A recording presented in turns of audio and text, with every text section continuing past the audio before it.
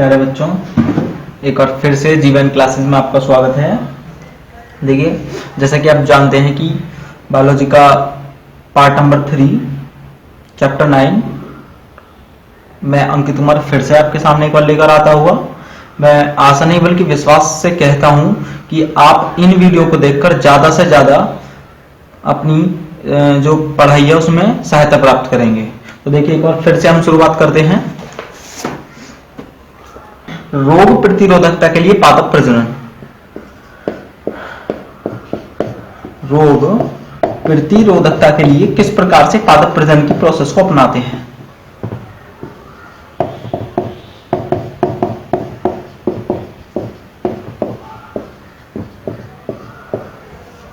जैसे कि हेडिंग कहती है रोग प्रतिरोधकता, यानी रोगों से बचाव के लिए जो प्रतिरोध उत्पन्न होता है उसके लिए पादप प्रजनन की प्रोसेस में किस प्रकार से वर्णित करेंगे। तो ये देखिए, इस हेडिंग में हम ध्यान से समझेंगे। देखिए क्या होता है, विभिन्न प्रकार के रोगजनक। देखिए सबसे पहले तीन या चार ही तरह के रोगजनक हमारे होते हैं, मतलब जीवाणु, विषाणु, कवक या शैवाल। यही हमारे पादप को क्या करते हैं, अपना भोजन बनाकर उनको नुकसान पहुंचाते हैं। उन विभिन्न तरह के रोग और विभिन्न प्रकार की शोथ उत्पन्न करके उनको नष्ट करते हैं।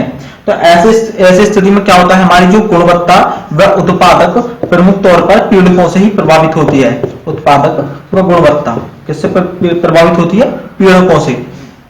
तो ऐसी स्थिति में इन सूक्ष्म जीव से होने वाली हानि जो होती है वह 20 से 30% होती है। कितनी होती है? 20 से 30%। ऐसी स्थिति में क्या होता है, कभी कभी व्यापक रोग फैलने पर संपूर्ण फसल भी नष्ट हो जाती है। अतः ऐसे सूक्ष्म जीवों को नष्ट करने के लिए हम प्रतिरोधी फसल में क्या करते हैं, जो हमारी जो फसल होती है या जो हमारा पादप होता है उसके अनुवांशिक जीनों में ऐसी विशेष परिवर्तन लाते हैं जिसके फलस्वरूप वह स्वयं प्रतिरोधकता उत्पन्न करके इन पीड़कों से प्रभाव को कम कर सके। अतः इसके लिए हम क्या करते हैं, उसके अनुवांशिक ढांचे में ऐसा परिवर्तन लाते हैं जो प्रजनन की, अर्थात इसका जो अनुवांशिक परिवर्तन है, क्या है इसका जो अनुवांशिक ढांचा, अर्थात इसमें जो जीन की संरचना या गुणसूत्र के जो भाग ले रहे हैं उन जीनों के गुणों का अध्ययन करके इसकी जीन की पूरी प्रोस्पेक्टस, उसको पूरी स्ट्रक्चर को जान के हम क्या करते हैं, अनुवांशिक ढांचे में ऐसे विशेष प्रकार की परिवर्तन करते हैं जिसमें उसमें स्वतः ही प्रतिरोधकता विकसित हो जाती है, जिससे आने वाले जो पीड़क हैं इसको नुकसान नहीं पहुंचाते हैं। तो इसके लिए क्या करते हैं, जैसे कि रेड रोट ऑफ शुगरकेन, गेहूं का पिट्टा रोग, आलू की असमय अंगमारी, जैसे कि मैं आपको इनको पहले ही बता चुका हूं। जैसे कि रेड रोट ऑफ शुगरकेन, जो गन्ना होता है उसमें ही क्या हो जाता है, उसमें लाल रंग की मतलब एक परत बननी शुरू हो जाती है, लाल रंग की एक धूसर परत बननी शुरू हो जाती है, जिसको रेड रोट कहते हैं। गेहूं को में किट्टा रोग, गेहूं में काले रंग के धब्बे बनने शुरू हो जाते हैं। इसी प्रकार के अन्य रोग भी होते हैं, जैसे कि आलू में अंगमारी। इनसे बचाव के लिए हम क्या करते हैं, अपनी प्रजनन में रोग प्रतिरोधकता क्षमता को अनुवांशिक ढांचे के तहत परिवर्तन करते हैं। तो देखिए, रोग प्रतिरोधकता के लिए पादप प्रजनन की कुछ विधियां होती हैं जिनको विशेष तौर पर अध्ययन करेंगे। देखिए, इसमें सबसे आती है पारंपरिक, जिसमें सबसे पहले क्या होती है, पारंपरिक प्रजनन विधि। क्या होती है?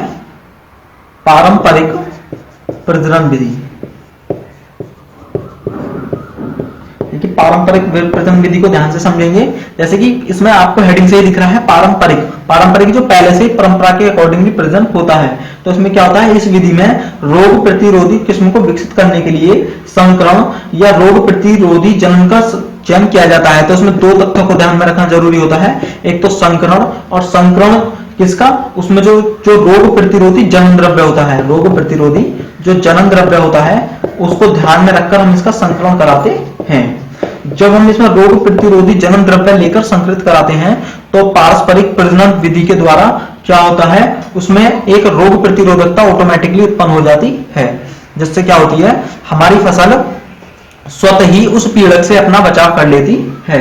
इस विधियों का उपयोग उन केवल प्रतिरोधी फसलों में विकसित करने के लिए किया जाता है जैसे जिनमें उत्पादन, सूखा प्रतिरोध या लवण प्रतिरोधी, अर्थात जिनमें सामान्य प्रकार के पीड़क या सामान्य प्रकार की हमारे रोग उत्पन्न होते हैं। तो देखिए, इसके लिए कुछ विशेष प्रकार के हम पॉइंट लेंगे जिनको आसानी से परंपरा प्रतिरोधकता विधि को समझेंगे। देखिए, सबसे पहले होता है प्रतिरोधकता स्रोतों के लिए जनन द्रव्य को छांटना।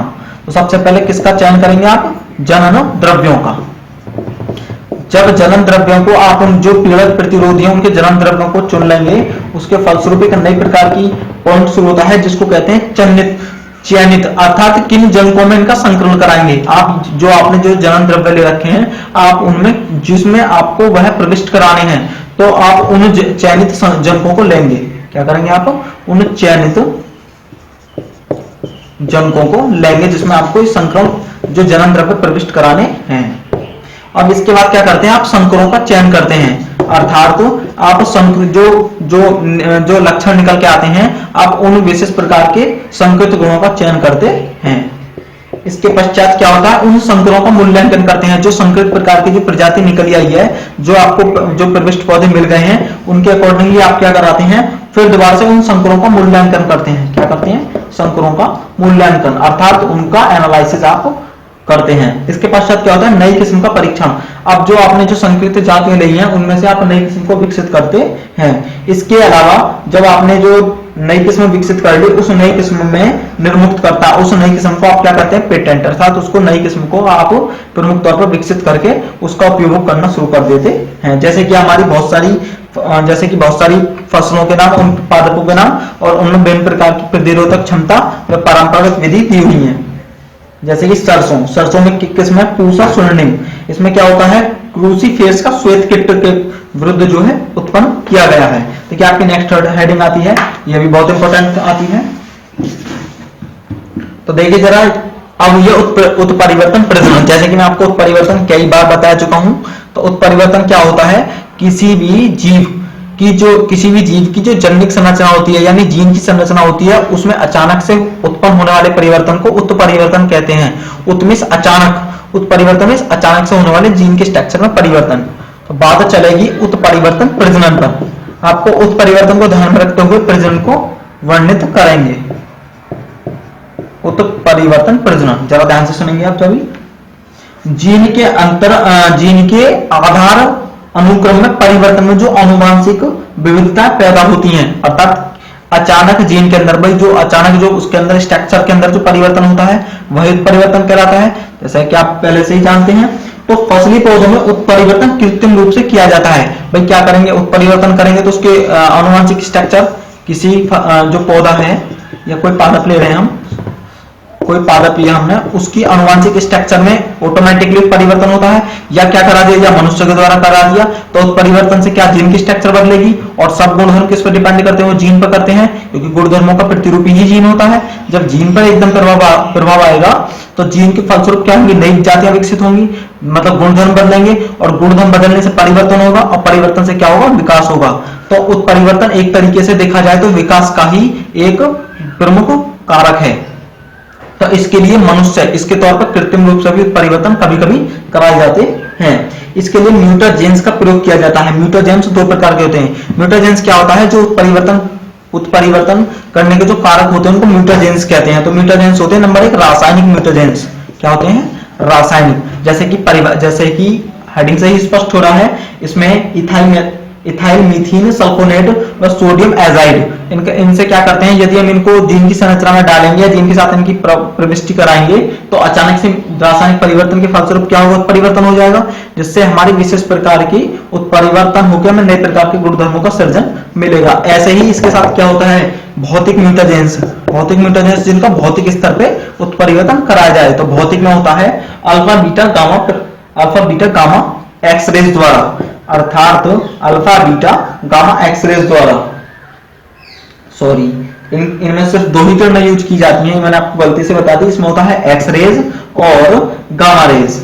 इनके द्वारा क्या होता है? जो इसकी जीन संरचना, मान ली इसकी जीन संरचना ऐसे भाग ले रही है, जैसे ही आप इनमें एक्सरेज या गामा रेज को प्रभावित करते हैं, तो जो जीन स्ट्रक्चर वो एकदम बदल जाती है, कहीं जीन कहीं, और उसकी जो जीन स्ट्रक्चर एकदम प्रभावित होकर वह अलग रूप ले लेती है, जिससे क्या होता है?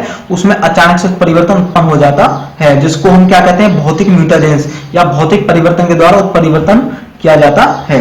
लेकिन भौतिक उत्परिवर्तन जो प्रजनन है, यह एक विशेष तौर पर देखा जाए तो जनन के कुछ पदों में से लेकर ही बने गई प्रोसेस है। देखिए इस परिवर्तन को थोड़ा सा विशेष तौर पर वर्णित रूप में समझे तो देखिए इस प्रकार से वर्णित करेंगे।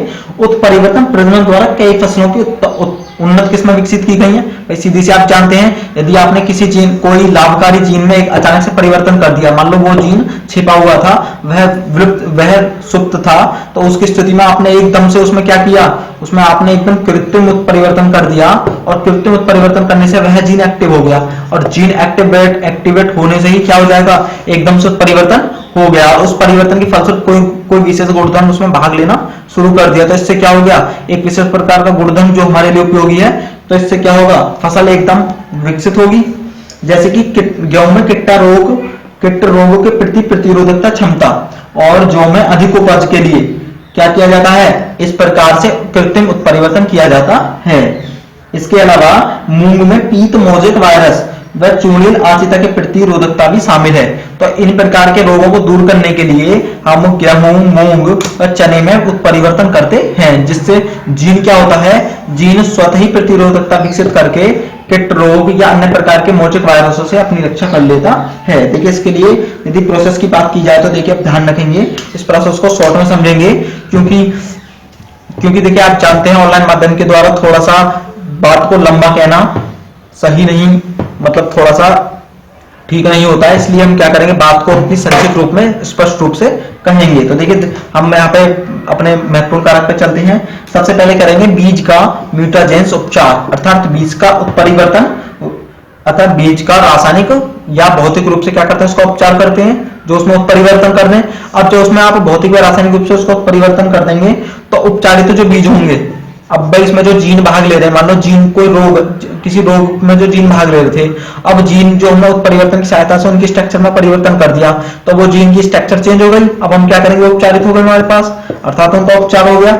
उन उपचारित उनकी क्या करते हैं, उसमें स्वपरागण कराते हैं, अर्थात जब उनकी बुआई करेंगे उपचारित उनकी, तो उसमें क्या होने देंगे, स्वपरागण होने देंगे।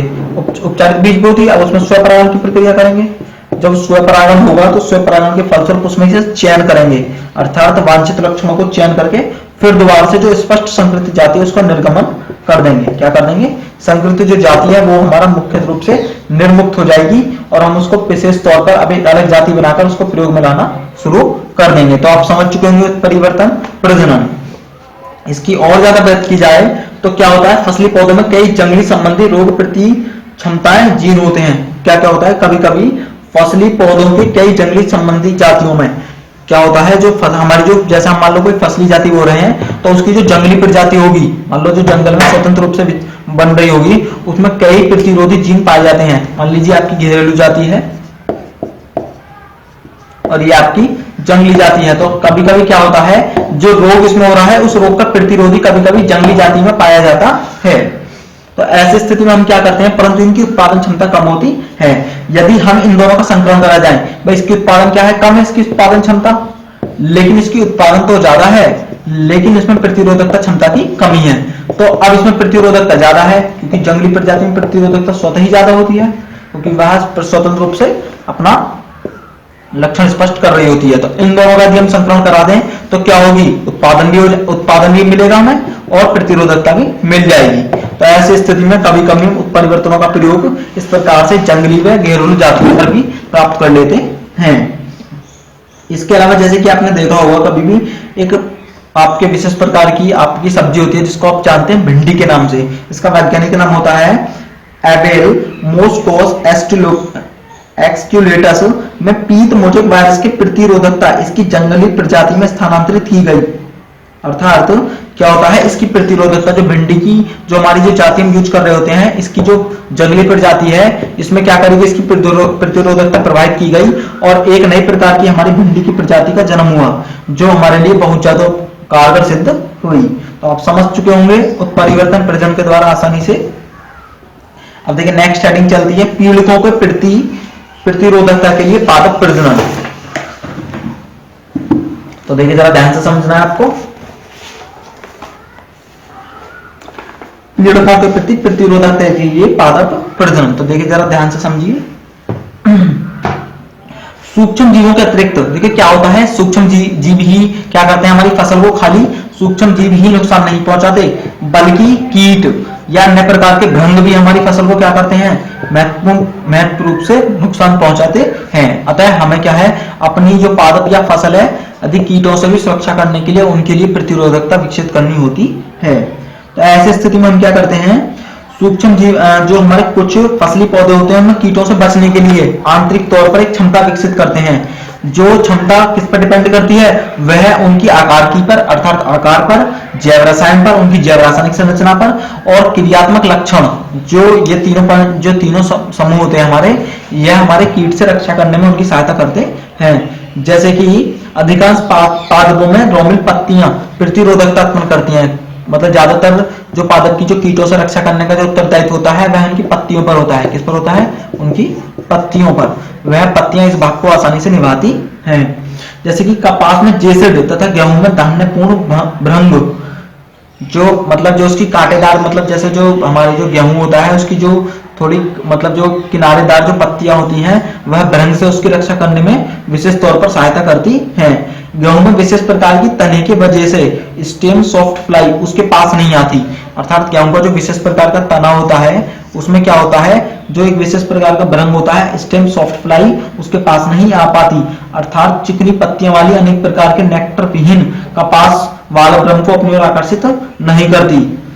इस प्रकार विभिन्न प्रकार की फसलों में विशेष प्रकार के क्या पाए जाते हैं, उनकी आकार की गुणधर्म पाए जाते हैं, जिससे वह क्या करती हैं, कीट और भृंगों से अपनी रक्षा करती हैं। अतः कीट व पीड़कों के प्रतिरोधकता प्रजनन के लिए वही विधियां अपनाई जाती हैं जो कि उत्पादकता व गुणवत्ता के लिए अपनाई जाती है। अर्थात जो उत्पादक व गुणवत्ता के लिए आप पादप प्रजनन में पढ़ के आए थे, उन्हीं विधियों के द्वारा हम कीट व पतंगों व भृंगों से उनकी रक्षा करते हैं। जैसे कि आपकी फसल है ब्रोसिका, यह सरसों की फसल है जिसमें पूसा गौरव में किसके लिए विकसित की गई है, एप्सिड एसिड के लिए।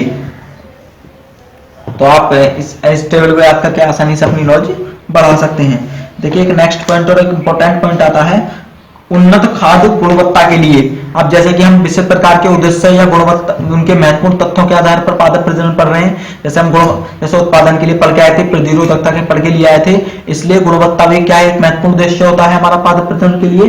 तो उसके लिए हम अपने पादपों में गुणवत्ता के लिए किस प्रकार पादप प्रजनन होता है इसका अध्ययन करेंगे। तो देखिए उन्नत में होता है उच्च खाद्य गुणवत्ता अर्थात उच्च क्वालिटी गुणवत्ता युक्त पौधे के लिए पादप प्रजनन कैसे करेंगे आप, जरा ध्यान से आपको सुनना है।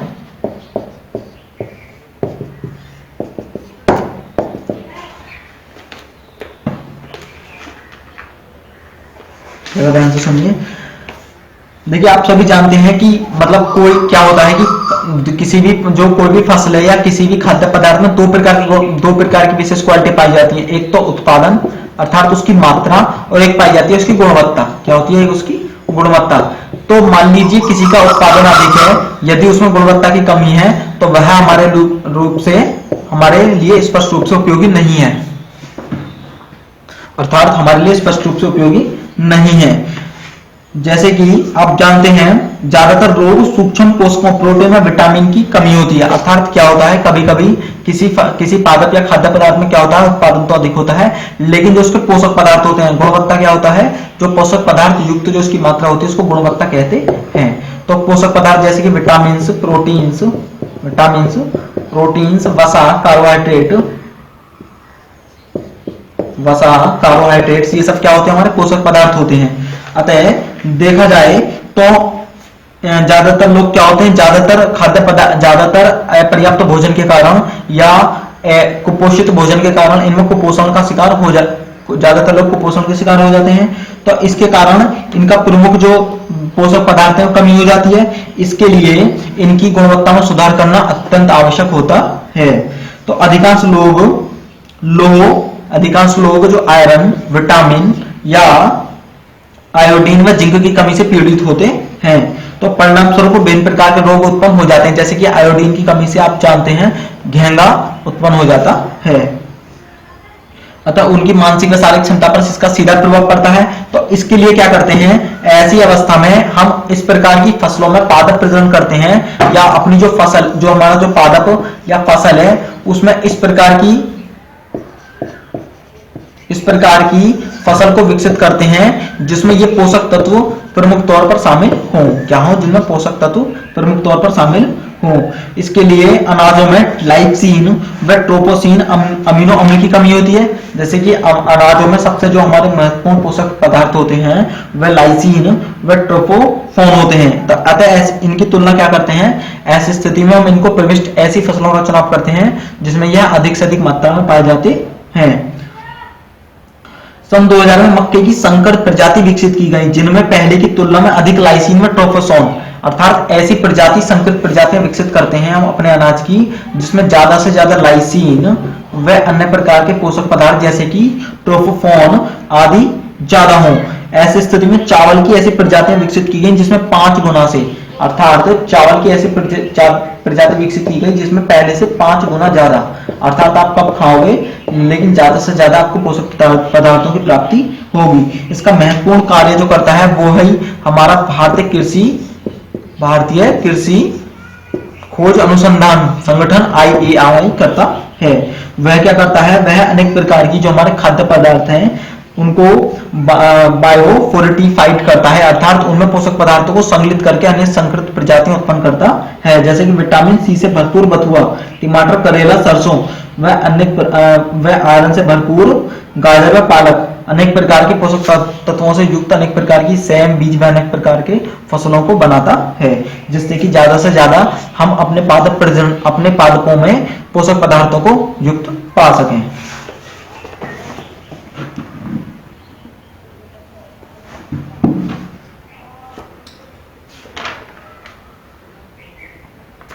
देखिए बच्चों, इस पार्ट की सबसे इंपॉर्टेंट हेडिंग और जो हमारे लिए सबसे ज्यादा महत्वपूर्ण रखती है वह है उत्तक संवर्धन, जिसका अध्ययन आप करने वाले हैं। तो कृपया ध्यान से सुनें क्योंकि उत्तक संवर्धन आपके लिए बहुत ज्यादा महत्वपूर्ण या मायने रखती है। तो देखिए, जैसे उत्तक संवर्धन को हम विशेष तौर पर समझने की कोशिश करेंगे। इसका वर्णन हम पाठ नंबर 1 में सूक्ष्म प्रवर्धन के दौरान भी कर चुके हैं। जैसे कि मैं आपको पुनः दिखा देता हूं एक बार, या आपको याद होगा कि सूक्ष्म प्रवर्धन हमने लैंगिक जनन की विधियों में पढ़ के आए थे, तो थोड़ा सा ध्यान आपको रखना है।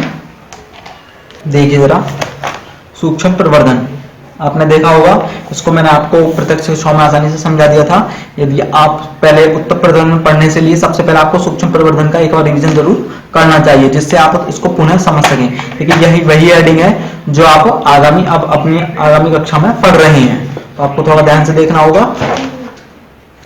तो समझिए जरा बच्चों ध्यान से, यह विधि किस उत्तक संवर्धन हम एक तरीके से अलैंगिक जनन की विधि भी मान सकते हैं।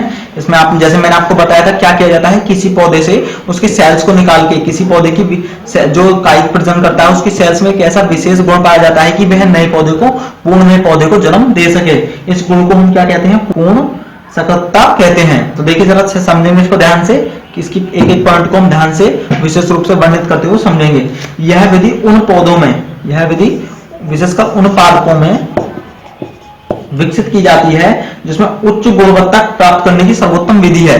अर्थात इसके द्वारा हम गुणवत्ता को अधिक से अधिक रूप से विकसित कर सकते हैं जिनमें प्राकृतिक या अन्य विधि द्वारा गुणवत्ता विकसित ना हो। अर्थात उन पादपों को लेते हैं जिनमें गुणवत्ता हमें सबसे ज्यादा तौर पर विकसित करनी होती है, और यह अत्यधिक आसान व सबसे सरल विधि है गुणवत्ता प्राप्त करने हेतु।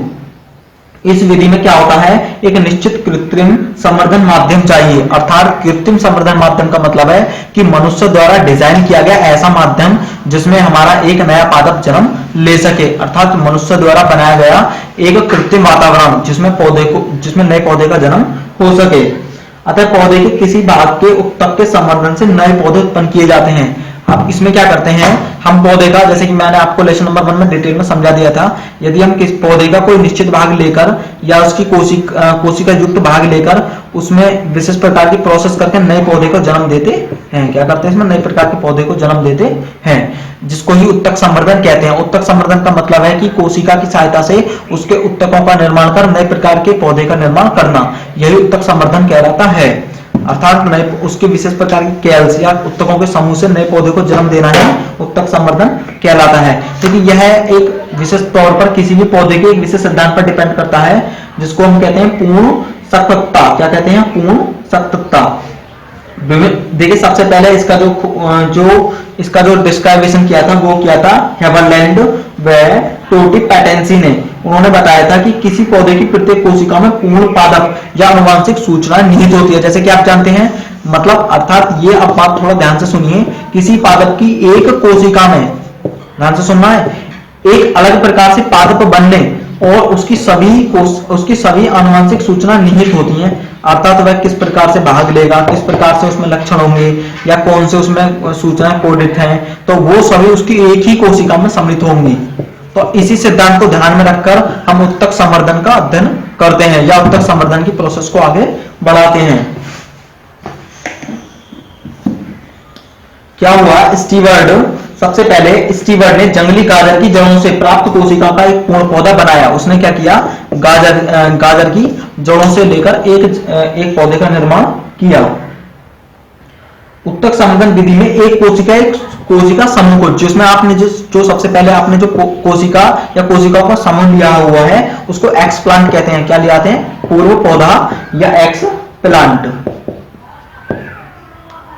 अब जो संवर्धन में लिया जाता है, तो आपने उसको संवर्धन में लिया हुआ है, एक्सप्लांट का संवर्धन करते हैं। संवर्धन मतलब विकसित करना, संवर्धन को क्या कहेंगे, विकसित करना। एक्सप्लांट को एक संवर्धन माध्यम या पोषक माध्यम में उगाया जाता है, क्योंकि आप जानते हैं किसी भी चीज को आप विकसित कर रहे हैं या किसी भी नए जीव को जन्म दे रहे हैं, भाई नए पौधे को आप विकसित कर रहे हैं, तो उसके लिए पोषक पदार्थ सबसे ज्यादा जरूरी होते हैं। और उसके साथ साथ बाह्य वातावरण जो प्राकृतिक रूप से उसके लिए जरूरी था वह विकसित करना उसके लिए सबसे ज्यादा महत्वपूर्ण होता है। तो एक कृत्रिम संवर्धन माध्यम तैयार करते हैं। यहाँ पर एक बात सोचने वाली है या विशेष तौर पर बल देने वाली बात होती है कि पोषक माध्यम कार्बन स्रोत जैसे सुक्रोज, कार्बनिक लवण और विटामिन, अमीनो अम्ल जैसे इसके अतिरिक्त अन्य प्रकार के वृद्धि नियंत्रक हार्मोन्स जैसे कि ऑक्सिन, साइटोकाइनिन आदि प्रदान किए जाते हैं। क्योंकि आप जानते हैं किसी भी पौधे के भोजन के लिए सुक्रोज, कार्बनिक लवण, विटामिन, अमीनो अम्ल या जैसे प्रोटीन, ये सभी महत्वपूर्ण होते हैं। तो यह उस कृत्रिम संवर्धन माध्यम में बहुत ज्यादा जरूरी होते हैं, क्योंकि यह उसके लिए महत्वपूर्ण अवयव है। तो ऐसी स्थिति में हम क्या करते हैं, इस पौधे की अलग अलग स्पीशीज को पोषक तत्वों में अलग अलग रखते हैं। अर्थात तो अलग अलग प्रकार की स्पीशीज को अलग अलग प्रकार के पोषक माध्यम की जरूरत होती है। कुछ पोषक माध्यम तरल भी होते हैं, जबकि कुछ पोषक माध्यम अर्ध ठोस भी होते हैं, अर्थात आधे ठोस भी होते हैं, जबकि कुछ में दोनों का मिक्स भी होता है। यह अलग अलग प्रकार के पौधे की स्पीशीज यानी प्रजातियों पर निर्भर करता है। जैसे कि पोषक माध्यम में नारियल का दूध, क्योंकि नारियल के दूध में जो पोषक पदार्थ होंगे उनमें विभिन्न प्रकार के वही हमारे उत्तक संवर्धन माध्यम वाले पोषक तत्व होते हैं जो हमारी विशेष तौर पर प्रारंभिक अवस्था में भाग लेते हैं। इसके अलावा यीस्ट, सारा सत्व भी मिलाया जाता है, जो अत्यंत ही अल्प अवधि में हजारों पादपों का प्रवर्धन करने में संभव है। अर्थात नारियल जो होता है, अर्थात जो नारियल का जो दूध होता है, कच्चा दूध होता है, वह अल्प अवस्था में पादप को प्रजनन करने के लिए विशेष तौर पर भागीदार होता है या उसमें विशेष तौर पर पोषक तत्व भाग लेते हैं। उत्तक संवर्धन द्वारा हजारों की संख्या में अर्थात एक ही कोशिका से या अनेक कोशिकाओं के समूह से क्या होते हैं, छोटे छोटे पादप नए प्रकार के विकसित हो जाते हैं, क्योंकि उनकी प्रोसेस को भी हम विशेष तौर पर डायग्राम से समझेंगे। उत्तक संवर्धन द्वारा हजारों की संख्या में पादप को उत्पन्न करने की विधि सूक्ष्म प्रवर्धन कहलाती है, जिसको कि आप पीछे पढ़ चुके हैं। अर्थात किसी उत्तक की सहायता से उत्तक संवर्धन उसे एक विशेष माध्यम में उसको क्या करके विकसित करके और हजारों की संख्या में नए प्रकार के पौधों को विकसित करना ही क्या कहलाता है, उत्तक संवर्धन कहलाता है। क्या कहलाता है, उत्तक संवर्धन कहलाता है। इस प्रकार की प्रोसेस में टमाटर, केला, सेब आदि का बड़े पैमाने पर उत्पादन किया जाता है। अर्थात ऐसे पौधे जिनकी जैसे जो बीज रहित हैं या जिनकी कम मात्रा में बीजों की कम मात्रा उपलब्ध है, इस उत्तक संवर्धन का उपयोग हम उसमें आसानी से करके और करोड़ों संख्या में उनकी पौधों को प्राप्त कर सकते हैं। जैसे कि मैंने आपको छोटा सा एक प्रैक्टिकल बताया भी था, आप आसानी से विभिन्न प्रकार के पौधे के उस पर भाग पर छेद करके और उसमें पोषक माध्यम मिला दीजिए, वहां पर छोटे छोटे अंकुरण निकलने शुरू आ जाते हैं, जो उत्तक संवर्धन का ही एक महत्वपूर्ण उदाहरण होते हैं। इस विधि में अन्य महत्वपूर्ण उपयोग रोग ग्रसित पादपों से पुनर्लाभ है, क्योंकि क्या होता है कभी कभी कोई पौधे में कोई रोग संवर्धित होता है, तो ऐसे स्थिति में यह रोग युक्त पौधे के लिए भी बहुत एक लाभकारी विधि है। इसमें क्या करते हैं, मान लीजिए कोई पादप विषाणु से संक्रमित है, कोई पादप क्या है हमारा विषाणु से संक्रमित है। अब हम क्या करते हैं, उसके विभज्यतक अर्थात जो हमें शीर्ष या उसका जो कैल्स वाला भाग लेना होता है उसको अलग कर लेते हैं, जो कि विषाणु से प्रभावित रहता है, और उसको हम क्या करते हैं अलग प्रकार से इन विट्रो अर्थात पात्र निषेचन में अलग प्रकार से उगाते हैं